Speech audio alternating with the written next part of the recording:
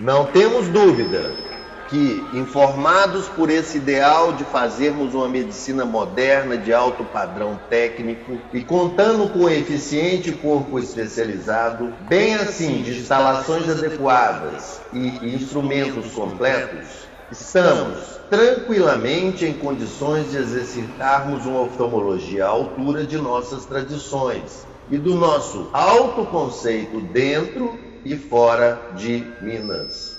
Se você não está entendendo, este é o discurso de inauguração do Centro Oftalmológico de Minas Gerais. Na época, proferido por um de seus fundadores, o Dr. Ângelo Laborne Tavares. E agora, especialmente regravado por seu filho, o Dr. Luiz Alberto Laborne Tavares, por ocasião do aniversário de 55 anos do Centro e para a primeira temporada desse podcast.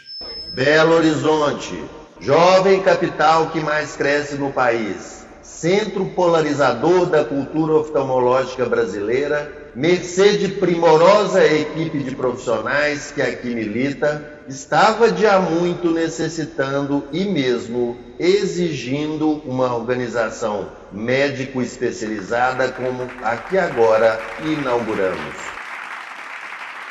Seja bem-vindo ao Pode Ver, podcast que nasce contando os 55 anos de história do mais importante centro oftalmológico construído em Minas Gerais, mas já com a responsabilidade de ampliar visões e promover conversas sobre a oftalmologia do amanhã, em rede, sobre os pilares da tradição, da ciência e da gestão. A realização deste episódio só foi possível graças ao apoio dos parceiros Alcon, Latino Pharma, Johnson & Johnson e Bayer.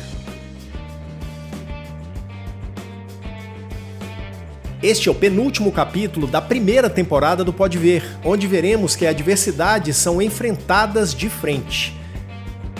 No episódio anterior, testemunhamos a reestruturação que solidificou as bases do Centro Oftalmológico. Já falamos sobre a fundação no episódio de estreia e sobre o lado humano no episódio 2 e chegamos ao quarto capítulo, a grande prova.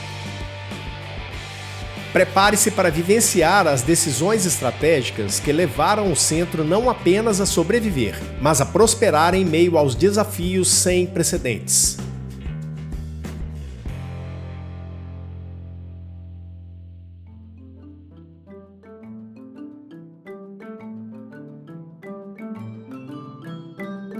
Uma fase antecede a que vive hoje o centro oftalmológico, uma etapa de disrupção, de crescimento e de muitas mudanças. Isso a gente contou no episódio passado e a gente quis trazer para você a compreensão da continuidade do processo de mudanças iniciado pelo Dr. Cláudio Carvalho. E esse será o nosso desafio hoje. Para isso, selecionamos alguns convidados que vão contar mais dessa história para você.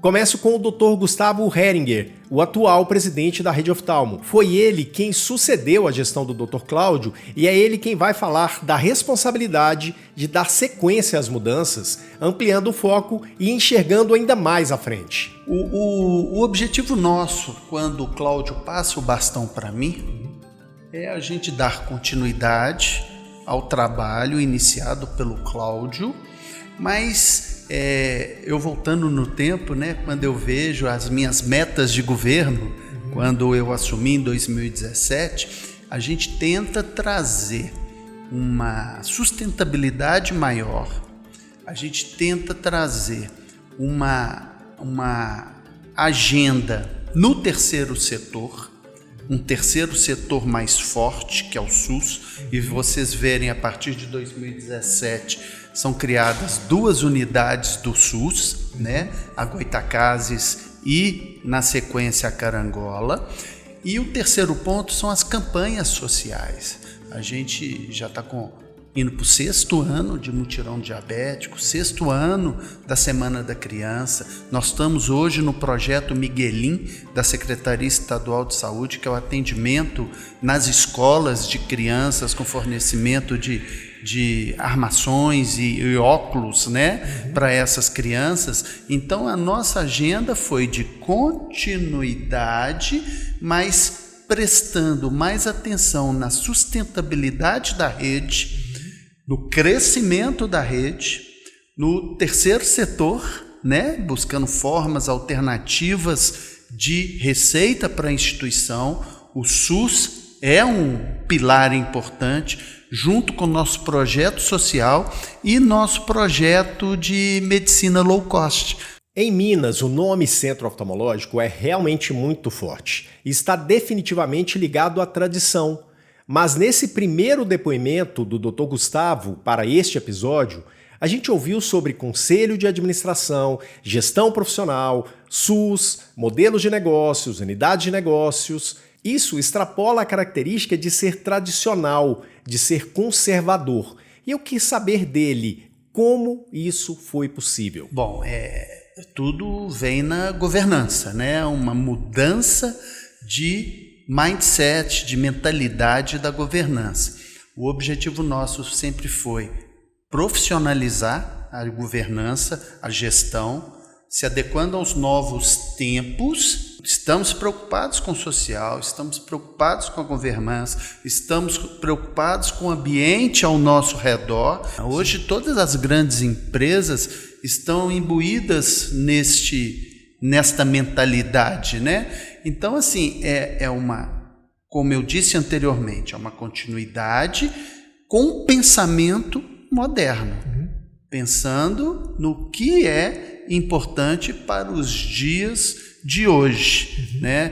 Porque foi um crescimento que nós conseguimos implantar, um crescimento sustentável e atento a todas as diretrizes e todas as políticas bem vistas nas grandes empresas nos dias de hoje. A governança é realmente um ponto de virada do centro. E eu ouvi também Vanderlei Schiller, graduado em Administração de Empresas, com MBA e mestrado na área e especialização estrangeira em Recursos Humanos e em Administração Geral. Ele foi consultor independente, membro do primeiro Conselho de Administração do Centro Oftalmológico, tendo atuado na empresa por 8 anos. E eu quis saber dele sobre as razões da criação do Conselho de Administração na instituição. E repare que o Schiller se refere ao Centro Oftalmológico carinhosamente como CONG, as iniciais de Centro Oftalmológico de Minas Gerais. Em primeiro lugar, a necessidade de promover boas práticas de governança e ajudar a garantir que a empresa fosse gerida de uma forma ética e transparente. Né? Uma empresa de quase 50 anos, né, precisava ter vamos dizer assim, uma ancoragem, um conjunto de práticas de governança para que isso pudesse gerar mais transparência dentro da organização e mais eficiência. Depois, ter um melhor direcionamento estratégico, né? Tomando decisões importantes sobre investimentos, expansão e outros aspectos, digamos assim, cruciais para o crescimento e sustentabilidade do negócio. Ainda, eu acho que vale falar também sobre supervisão e controle, né? Porque o Conselho tem a responsabilidade de supervisionar as atividades dos executivos e da gestão executiva, garantindo que as operações estejam alinhadas com os objetivos da empresa e cumpram as regulamentações aplicáveis. Também, naquela época, se pensou muito na necessidade de iniciar uma gestão de riscos, ou seja, identificar, avaliar, mitigar riscos aos quais o CONG eventualmente estivesse exposto e, assim, protegendo os interesses dos acionistas e de outras partes interessadas. Além disso, poder contar com uma experiência e um expertise diversificado, com pessoas de diferentes habilidades e experiências, e trazer uma diversidade e perspectivas diferentes, enriquecendo o processo de tomada de decisão. E, por último, proteger os interesses dos acionistas, né?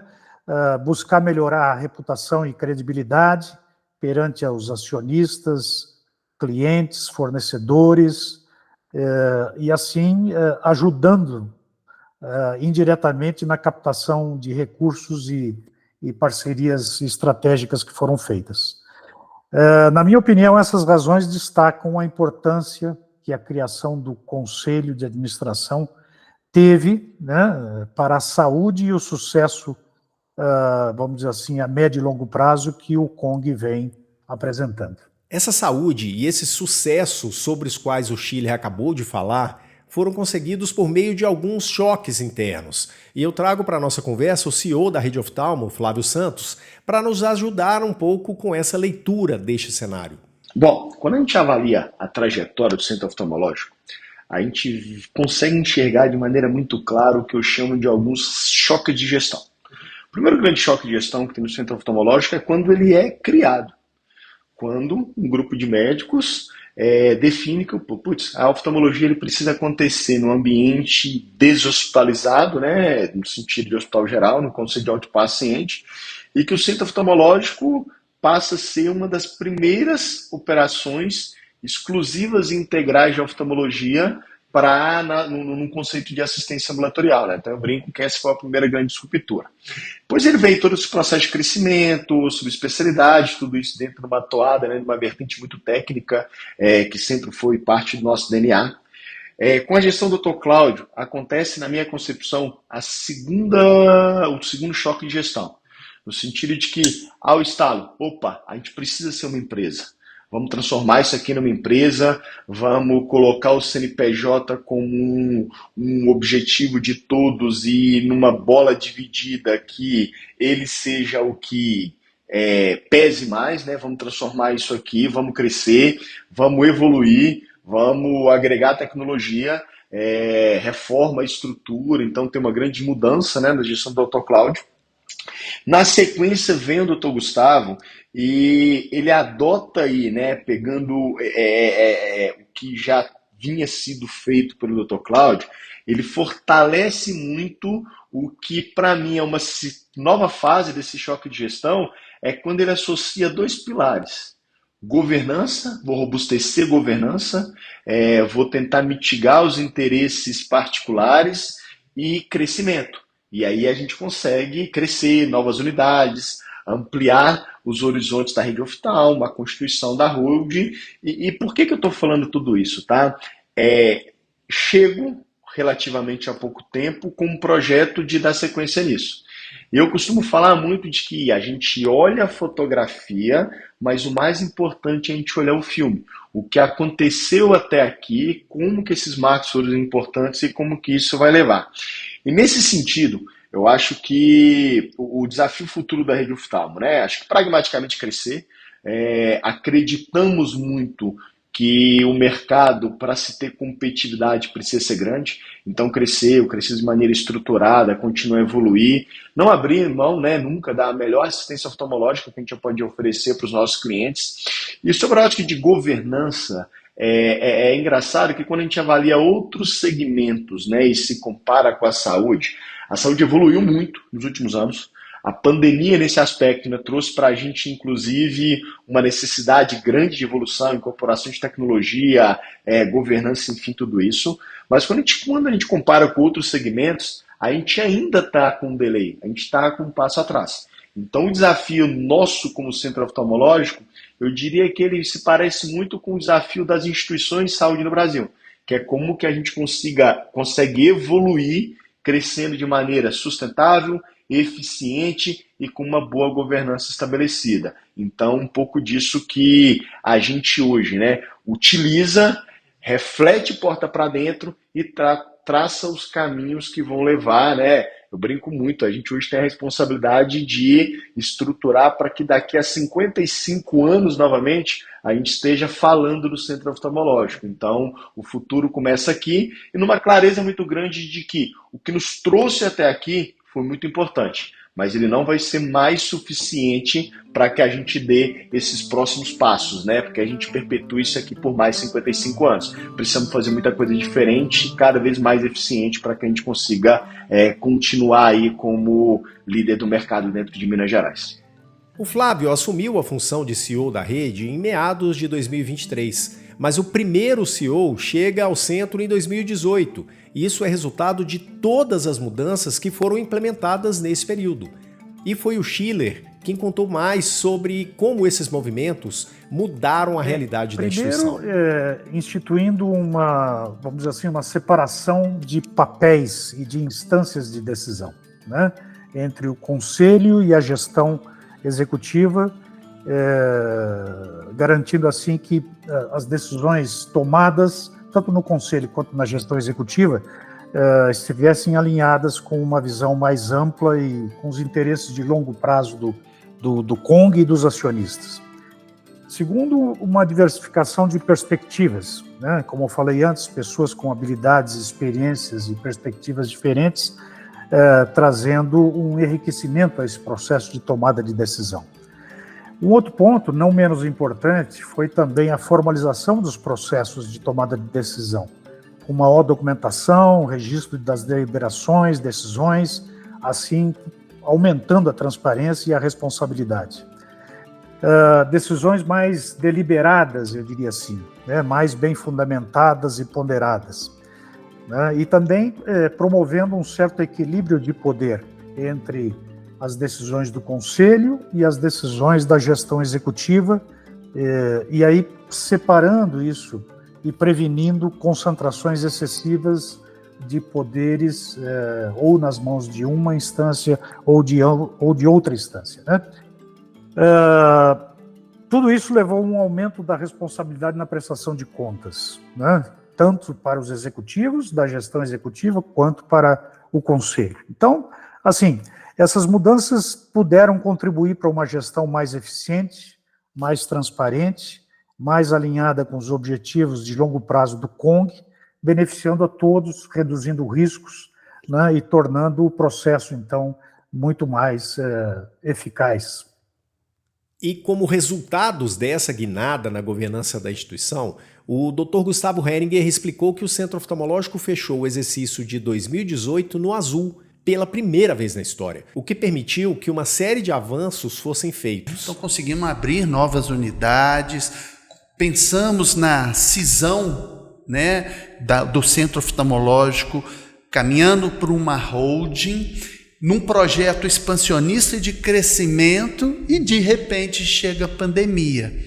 E a pandemia, nós vivemos isso, foi um momento muito sério, de contenção, de insegurança, e sem saber o que iria vir pela frente. Então, todas as medidas expansionistas, todo o crescimento que a gente estava planejando, ficou num segundo momento, porque a nossa meta passou a ser de sobreviver e conseguir fechar as contas da melhor maneira possível, sem demissão em massa, controlando o fluxo de pacientes, com uma série de procedimentos sendo desaconselhados e não podendo ser realizados. Então foram momentos de muita incerteza. Eu saúdo muito todos os gestores nossos, nosso conselho de administração, que a gente criou uma verdadeira gestão de crise.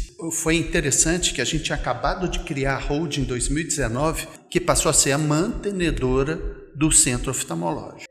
É fato que durante a pandemia, como tudo isso já tinha sido criado e a gente tinha acabado de adquirir a Visio, que é uma clínica em Passos. Então, assim, nós ficamos muito assustados com isso tudo. Será que nós vamos dar conta? Como que vai ser tudo isso? Mas com muita paciência, com muito trabalho, a gente acabou conseguindo equilibrar as coisas, e hoje a rede oftalmo é uma realidade. Hoje, debaixo do guarda-chuva da rede oftalmo, nós temos Centro Oftalmológico, temos a Vision, temos a nossa EP, que é a Associação de Estudos e Pesquisas, que é um braço sem finalidade lucrativa, é uma associação que está crescendo. Nós temos nosso MG Olhos, né, que é o braço social e direcionado para o SUS e para o oftalmofácil. Então, essa continuidade da rede oftalmo e a esperança de dias melhores é que acabou nos mantendo nesse trilho para chegar hoje num período, felizmente, mais tranquilo. E quando a gente fala rede oftalmo, como será que fica o paciente acostumado a ter o Centro Oftalmológico como referência? Bom, o que a gente espera que o nosso paciente tenha é todo o carinho, todo o respeito e toda a tradição da marca Centro Oftalmológico. Só que hoje é imbuído dentro de um espírito profissional. Então a gente preza muito por todo esse trajeto, por toda essa experiência do nosso paciente. Então, com a modernidade, com as novas formas de gestão, a gente espera que o nosso paciente, de uma maneira bem processual, continue desfrutando de todo o nosso acolhimento, de toda a nossa tradição, de todo o nosso cuidado médico, como ele sempre teve nesses 55 anos de centro oftalmológico, esse ano caminhando, para 56 anos. Então a gente espera, dentro de uma realidade moderna, muitas vezes tecnológica, que essa experiência como cliente seja boa, desde o agendamento da consulta até o pós-consulta. Então é muito disso que a gente tenta trazer para o nosso paciente, sem perder, toda aquela familiaridade, todo aquele acolhimento dos últimos 55 anos. E com relação aos sócios, eu quis saber. O centro oftalmológico, se a gente volta um pouco na história dele, lá nos anos de 1968, quando foi criado, foi a primeira clínica de especialidades do estado de Minas Gerais, e logo com a oftalmologia, era um anseio de um grupo de oftalmologistas em ter a sua casa, um local para pronto atendimento e para procedimentos cirúrgicos, O tempo foi nos mostrando todo o crescimento do centro oftalmológico, e a rede, a holding, vem numa tendência de mercado, de crescimento, de expansão. A gente tem como exemplo outras marcas que começaram como hospital e viraram uma rede, abocanhando o mercado de várias capitais. Então hoje nós estamos diante de uma realidade de grupos de oftalmologia. Hoje nós temos 2 grandes grupos com várias clínicas em várias capitais nacionais, e o centro oftalmológico, talvez para não se render a um desses grupos, ele resolveu ser protagonista também. Então não é fácil você mudar a mentalidade, você fazer essa virada de chave, mas aos poucos, com muita conversa, com muita gestão, com muitos resultados, a gente está conseguindo incorporar dentro dos acionistas da nossa rede que esse movimento é necessário e é uma questão de sobrevivência. Porque se a gente não crescer, nós estamos fadados a ser engolidos pelo mercado. Foi então quando eu resgatei com o Flávio Santos sobre a missão da instituição. Bom, falar um pouco da missão, e o propósito do centro oftalmológico, invariavelmente nos remete a olhar a essa longa trajetória, desses 55 anos. E aí, olhando um pouco sobre isso, é importante ressaltar uma instituição que ela foi pioneira, e ela foi, por muitas vezes, ela drivou tendência no mercado de oftalmologia. Sempre um passo à frente, sempre buscando inovação e nunca abrindo mão do melhor cuidado oftalmológico que podia ofertar aos seus pacientes. Então, quando a gente fala da visão do futuro, a gente precisa caminhar sobre essa trilha, sobre o que trouxe o centro oftalmológico até aqui, nessa nova fase, agora na construção de uma rede, e esses pilares nos levando para o futuro, para onde que a gente quer ir. Hoje, Túlio, a gente tem falado muito que a nossa missão é oferecer soluções inovadoras em oftalmologia, um pouco da essência do centro oftalmológico, com qualidade e gerando resultados. E gerar resultado em sistemas de saúde é super importante pelo momento, pelo time que a gente está pensando em saúde pública dentro do Brasil. Quando a gente fala de propósito, a oftalmologia, a visão, eu costumo dizer que até por experiências dentro de família, é o sentido mais relevante que a gente tem. E o nosso propósito é impactar positivamente na vida das pessoas através dos cuidados com a visão. Então é isso que a gente faz no dia a dia e é isso que nos move a querer mais, a buscar mais e que cada vez mais a gente consiga potencializar esse cuidado que já fez, tem feito e sem dúvida vai fazer diferença na vida de muitas pessoas.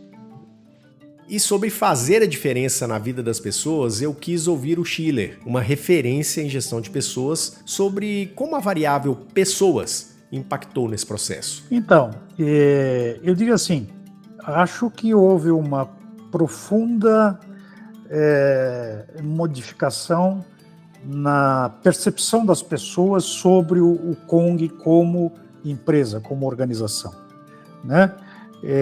Ao longo desse período todo. Acredito que num primeiro momento as pessoas tiveram uma percepção talvez um pouco equivocada de que o Kong estava perdendo a sua essência, né?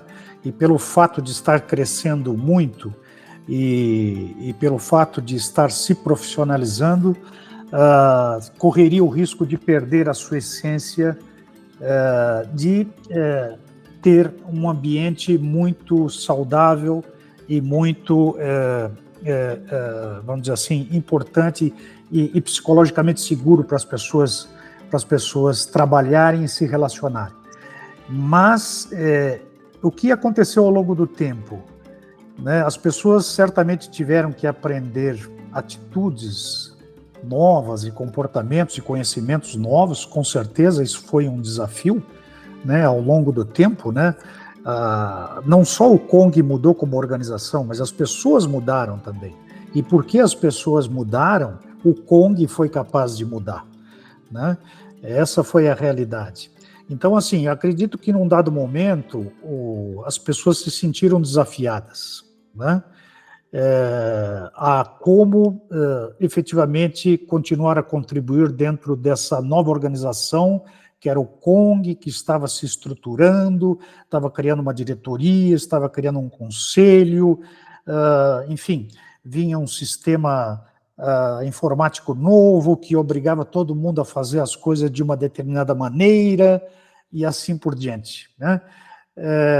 Mas, ao final disso tudo, né, eu acredito e vejo assim que as pessoas, pelo menos a maioria delas, conseguiram aprender e evoluir, né?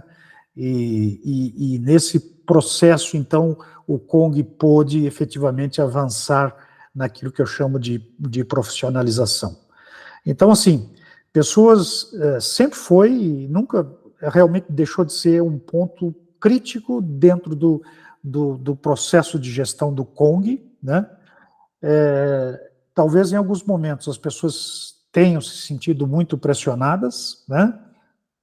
Por exemplo, durante a pandemia, que foi um período, vamos dizer assim, muito diferente, muito especial em todos esses anos aí, mas a espinha dorsal do Kong, o pensamento central do Kong em relação às pessoas, ele nunca se alterou, né?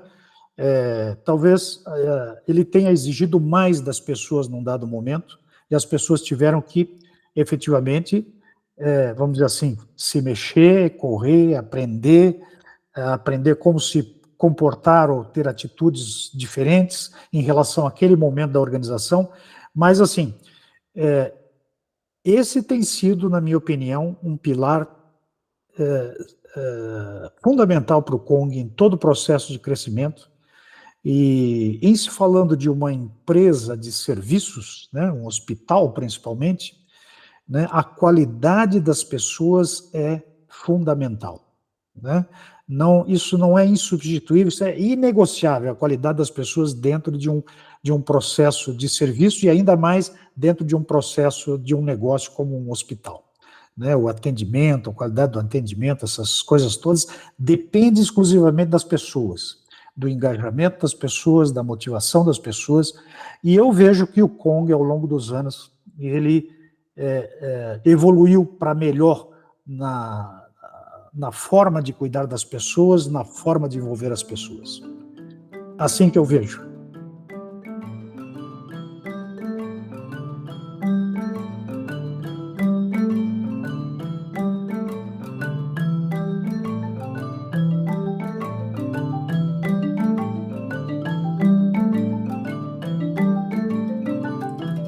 assim encerramos mais uma etapa dessa jornada. Nosso destino final se revela em Olhando para o Futuro, o último episódio desta primeira temporada, onde a gente vai se conectar com o passado, com o presente e com o futuro. Agradecemos a todos que têm sido parte desta história e também da contação dela. A gente se vê no episódio que vem.